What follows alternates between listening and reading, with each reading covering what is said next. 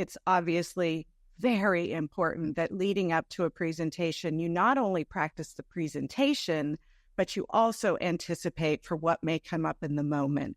So, Amy, would you share your top tips for effectively preparing for questions and objections? Sure.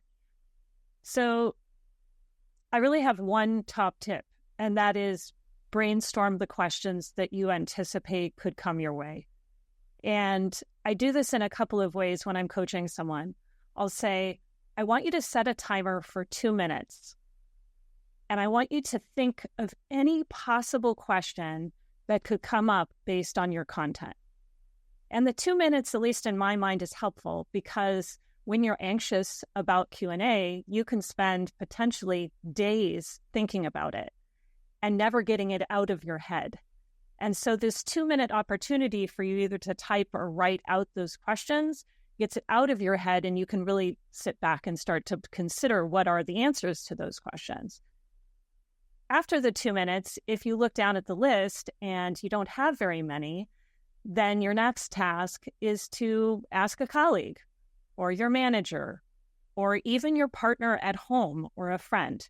I recently was coaching someone who said, if the talk is a big enough deal to me, I'll present in front of my partner at home who has a completely different background, because they always inevitably ask one of the questions that comes up in the meeting, even though they don't know that much about my content.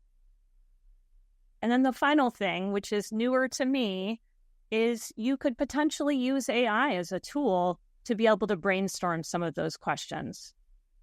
So it doesn't have to take a real long time to do that level of preparation, but it has a really big payoff. And then the final thing I would say is practice the answers, of course. Yes. Do you have, I think perhaps Powerspeaking has a recommended format. Do you have a recommended framework for responding to questions? I sure do. Yeah. So Powerspeaking, in a couple of our workshops, we will share a structure that helps people to organize their thoughts.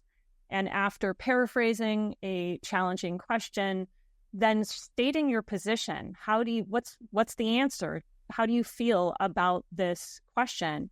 Give a reason to back up your response, and then share a concrete example or one clear nugget of evidence, and then bookend it again with your position. And that way it keeps you concise and you get really clear content across to the person asking you that question. Excellent. You clearly have some experience coaching others on this.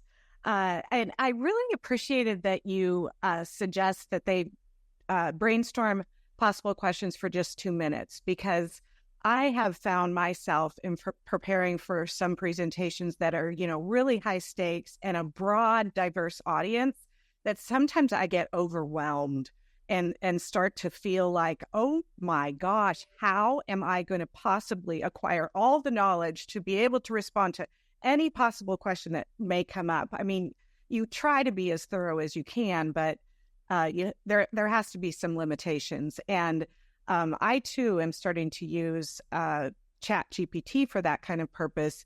And one of the things that's so valuable about that, as many of you I'm sure know based on your prompts, is you can describe the different types of positions that are going to be in the audience to get really rich perspective on the many different questions and objections that come up.